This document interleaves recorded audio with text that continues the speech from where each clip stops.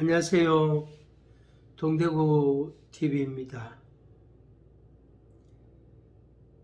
오늘은 성인 아이에 관한 책을 한 권 소개하려고 합니다. 저자는 찰스 쉘이라는 분이 썼고 번역은 정동섭 교수님께서 번역을 하셨습니다. 이 책 이름은, 책 제목은 아직도 아물지 않은 마음의 상처. 아직도 아물지 않은 마음의 상처라는 그런 제목의 책입니다. 근데 저는 이 책을 성인 아이의 교본이다 이렇게 제가 생각을 하고 읽기도 하고 또 강의도 하기도 하고 다른 사람에게 추천하기도 합니다. 근데 이 번역자, 역자인 정동섭 교수 이분도 아주 훌륭한 분이신데 이분도 성장기에는 그런 중독을 보이는 중독 증세가 있는 아버지의 아들로서 성장하면서 많은 어려움과 고통을 당했다는 그런 이야기를 들어본 적이 있습니다. 그래서 자기 속에도 이 성인아이 같은 요소가 다소 있었다. 물론 이제 나중에는 다 정상적이고 안정된 모습을 보였지만은 성장기에는 또 청년기에는 그런 게 있었다 하는 말씀입니다. 솔직히 말해서 저도 그렇습니다. 저도 성인 아이와 같은 그런 요소들, 그런 모습들이 있었습니다. 그러면 이제 어떤 모습들이 그런 것인가, 이렇게 그냥 간단하게 말씀을 드리면 이런 겁니다. 잘 삐지는 거, 잘 우울해지는 거, 성질 화 잘 내는 거, 막 마음으로 남을 막 미워하는 거, 그 다음에 절망감 그런 걸 많이 가지는 거, 또 낙심을 잘하는 거, 그 다음에 불평 원망을 잘하는 거, 이런 것들, 그런 것들, 그런 생각들, 또 우리가 자격지심 그러잖아요. 자기가 잘못한 거 아닌데도 자기가 잘못한 것처럼 생각하는 그런 것들. 하여튼 그런 그런 것과 비슷한 그런 내용들, 그런 것들이 전부 성인 아이의 성품에서 나오는 생활 모습입니다. 당연히 집착, 중독, 분노, 우울, 열등감, 수치심, 또 이렇게 일을 자꾸 미루는 거, 또 일을 너무 많이 하는 거, 일 중독 그런 것들도 전부 성인 아이와 관련이 다 있습니다. 그래서 이 책을 간략하게 소개를 드리면 그렇습니다. 그래서 이것을 목사가 됐든지 장로가 됐든지 집사가 됐든지 청년이 됐든지 연세가 80, 90이 되는 노인이 됐든지 간에 이것은 정리를 해야 됩니다. 정리를 해야 돼. 그래서 과거를 해결해야 된다. 그래야만이 자기의 진정한 모습이 보이게 되고 타인의 가족이든 타인이든 다른 사람들의 참모습이 보이게 됩니다. 그러면은 뉘우칠 게 뭔지, 회개할 게 뭔지, 고칠 게 뭔지, 칭찬할 게 뭔지, 감사할 게 뭔지 이런 것들이 구분이 딱 됩니다. 그게 막 섞여 있단 말이에요. 막 섞여 있다. 그게 성인 아이예요. 그래서 좀 우리가 표현이 그렇지만은 그런 표현은 뭔지 된장인지 분간을 못한다 이런 말 하죠. 그래서 이 성인 아이 이런 정서가 좀 확실하게 있는 사람들은 진짜 그건지 된장인지를 분간을 못해요.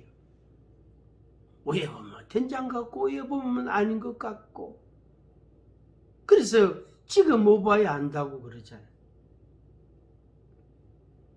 그리고 칭찬할 때 책망하고 책망할 때 칭찬하고, 또 뭡니까 고맙다 해야 될 때 막 성질내고, 그런 현상. 또 지만 잘난 것처럼 말하고 자기 자랑을 일삼고 남들을 막 무시하고 비난하고 남들을 막 비웃고 이렇게 업신여기고 막 이런 거. 그것의 뿌리가 뭐냐면 성인 아이예요. 그래서 과거 정리가 안 됐다 하는 말입니다. 그래서 두 가지로 나누는데, 과거를 찾아야 된다. 과거의 내 모습을 찾아야 된다. 앞서 말씀드린 것처럼 나에게서 어떤 습관, 어떤 말, 어떤 생각, 어떤 생활들이 자주 나오는가. 쉽게 말하면 내가 짜증을 잘 내고 있나? 내가 화를 잘 내나? 내 마음에 우울이 자주 생기나? 뭔가 이래 한 가지를 발견하기를 바라는 겁니다. 그게 매우 중요합니다. 그래서 과거를 되찾아야 돼요. 왜? 내가 과거에 머물러 있기 때문에. 다시 말하면은 나는 지금 나이가 50인데 내 생각과 내 정서는 10살이단 말이에요. 그러니까 40년 전에 내 모습, 그것을 가지고 그 모습으로 지금 살고 있는 거예요. 그러니까 10살짜리가 생각할 때에는 두렵고 불안하고 걱정스럽고 아프고 때로는 짜증도 나고 화도 나고 막 그렇단 말이. 그걸 50살 된 사람이 그렇게 하고 있는 거예요. 그래서 50살 된 사람하고 10살짜리 아들하고, 이 부자간이라고 우리가 비유를 할 수 있겠죠. 이 부자간이 똑같은 거예요. 그걸 누가 압니까?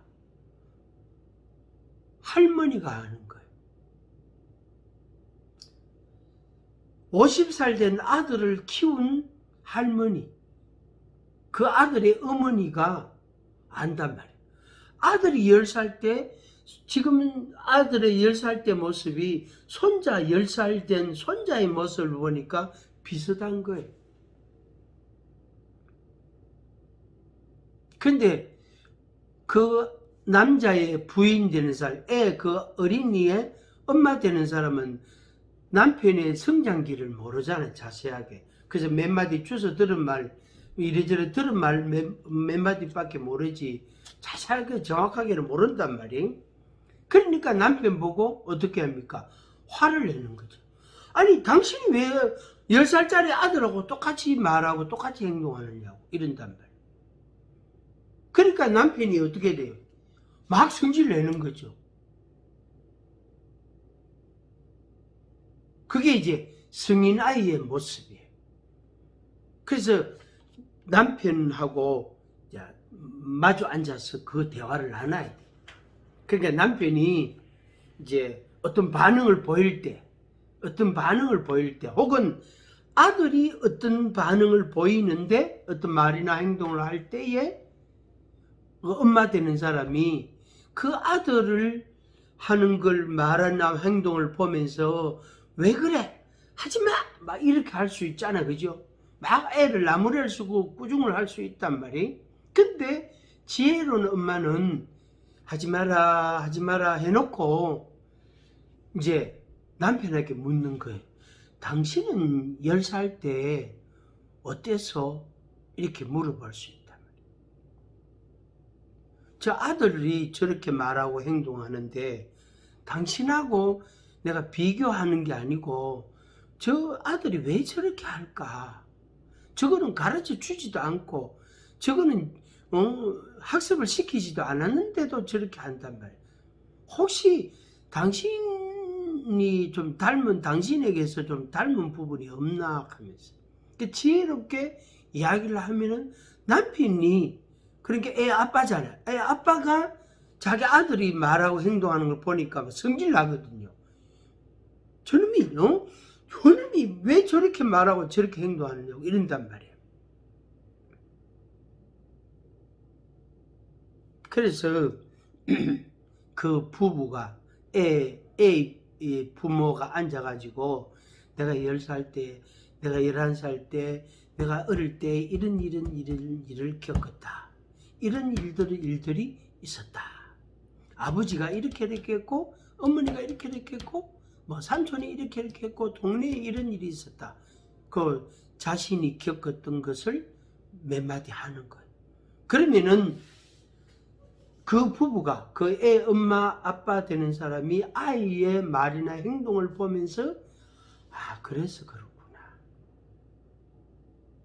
그렇다고 그거는 학습을 시키거나 가르쳐 준 게 절대로 아니단 말이에요. 아닌데 그렇게 하고 있단 말이에요. 그리고 부모 입장에서는 막 짜증이 나고 화가 난단 말이에요. 그거예요. 그래서 그 아빠의 성인아이 모습이 10살짜리를 통해서 그 10살짜리 아들이라는 거울을 통해서 발견하게 되는 거예요.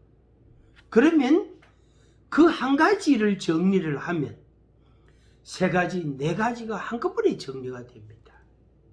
어쩌면 그 한 가지를 확실하게 제대로 딱 정리를 하고 나면 대부분의 성인아이의 모습이 다 없어요. 예를 들면은 막 짜증을 잘 내고 성질을 버럭버럭 내는 사람이 아들이 성질 내는 걸 보고 막 애를 한 대 때리기도 하고 막 부중을 하고 막 가음을 지르기도 하고 화를 내기도 하다가 한단 말이. 그러면서 왜 저럴까? 그래서 그 아빠는 좀 안단 말이에요. 내가 저 10살 때 저렇게 했는데 아들도 저렇게 하는구나. 그래서 뉘우치고 회개하고 내가 화내면 안 되겠구나. 그래서 아들 앉혀놓고 부인도 옆에 앉혀놓고 내가 10살 때 이렇게 했다. 아들아 미안하다. 아빠가 10살 때에 내가 그렇게 했어. 여보 내가 10살 때 저렇게 말하고 저렇게 행동했어. 미안해. 아들아 미안해. 아빠가 네가 잘못한 게 없어. 아빠가 잘못한 거야. 하면서. 그렇게 말을 하고 행동을 하면은 어떻게 될까? 가족 간에 화해가 이루어집니다. 보이지 않는 벽이 무너지게 된다고. 소위 말하는 감정의 벽이 허물어진다고. 그래서 과거에 머물러 있던 내 감성이 현재로 이동하는 거예요. 그래서 50살 된 남편, 아빠, 또 사회인으로서의 모습, 생각, 감성, 의지 그런 것들을 가지고 살아가게 됩니다. 그러면 그 사람은 얼마든지 성공할 수 있고 잘 살 수가 있겠지요. 그것이 빠르면 빠를수록 좋습니다. 그래서 현재하고 과거를 그렇게 연결 짓는 거예요. 그래서 현재인 내가 과거에 매여 있었는데 그것을 딱 정리하고 현재의 내 모습으로 살아가는 겁니다. 그 다음에 이제 그 구체적인 방법으로서 제가 이게 책에 있는 목차를 몇 가지를 읽어 드리겠습니다. 내가 행동하는 것에 대해서 점검을 해본다. 앞서서 제가 말씀을 드렸죠. 그 다음에 정서적인 부분을 평가해 본다. 정서적인 것은 뭡니까? 기쁘다, 즐겁다, 또 화난다, 짜증난다 이런 걸 정서라 그러잖아요. 정서. 그래서 내가 행동하는 것에 대해서 점검을 해보고 내 정서에 대해서 평가를 해보고 한번 분석을 해보고 생각을 좀 해보고 그 다음에 그것을 어떻게 할까? 어떻게 하면 가장 더 좋은 것일까라고 조금 이렇게 정리를 하는 거죠. 아, 내가 짜증내지 말고 요렇게 하자. 또 성질부터 내지 말고 요렇게 하자 하고 자기가 정리하는 거예요. 그 다음에 하나는 용서를 결단하는 거예요. 나에게 그러니까 50살 된 아버지죠. 남편이죠. 그 사람이 아버지, 어머니, 특히 아버지가 혹은 할아버지가, 삼촌이 주변인들로부터 받았던 그런 상처에 대해서 마음에 용서를 하는 거예요. 그것을 용서로 선포하는 거예요. 입으로. 아무 조건 없이 용서합니다. 여기에서 적용되는 말씀이 마태복음 16장 18절입니다. 네가 땅에서 무엇이든지 매면 하늘에서 매일 것이요 네가 땅에서 무엇이든지 풀면 하늘에서도 풀리리라 하신 주님의 말씀. 그 말씀을 근거로 해가 원리로 적용을 해서 용서를 선포하는 것. 그래서 아버지를 용서합니다. 어머니를 용서합니다. 혹은 삼촌을 용서합니다. 이웃 아저씨를 용서합니다. 또 누구를 용서합니다 하고 용서를 선포하는 겁니다. 자, 다시 점검을 하면 내 행동에 대해서 점검을 해본다. 내 정서에 대해서 한번 평가해 본다. 그 다음에 내가 이렇게 해야 되겠다라고 마음을 정리한다. 그 다음에 용서한다. 용서. 그 다음에 부모와 아버지, 어머니와의 관계에 대해서 한번 생각해 본다. 이미 앞에서 말씀드렸죠. 그 다음에 내 정서의 문제점에 대해서 한번 생각해 본다. 이미 앞에서 말씀을 드렸습니다. 그 다음에 자아상, 자존감에 대한 생각을 해보는 겁니다. 술 취했다는 그 핑계로 말하는 사람들이 있잖아요. 특히 남자들. 그 사람들은 비겁한 사람들이에요. 그 사람들은 100% 성인 아이입니다. 그냥 맨정신으로는 겁이 많아가지고 그 다음에 수치심이 있어가지고 말을 못해요. 그래서 술 한잔 마셨다는 그 핑계로 그 변명을 대면서 말을 막 하는 거예요. 정신은 멀쩡한데 그 핑계로 막 말을 막 하는 거예요. 그게 파괴된, 일그러진 자아상이라 그렇게 말할 수 있겠죠.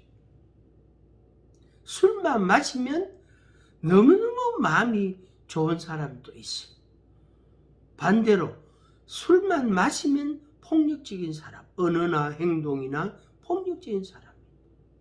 그게 바로 파괴된, 깨어진 자아상이에요.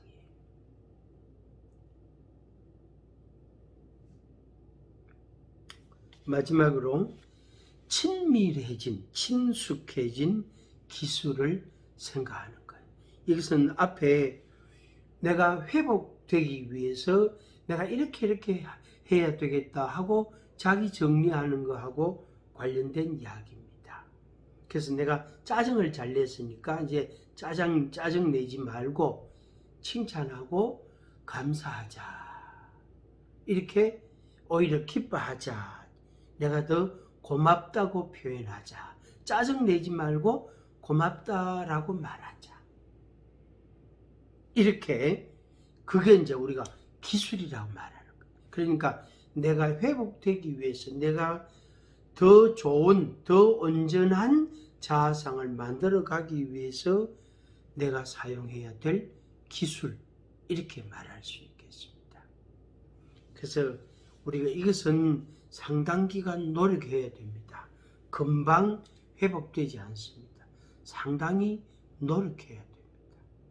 그래서 여러분들이 성인아이의 모습에서 온전한 자아상을 가진, 자존감은 가진 그런 모습으로, 그래서 성숙된 모습으로 여러분들이 든든히 아름답고 멋있게 살아가기를 간절히 바랍니다.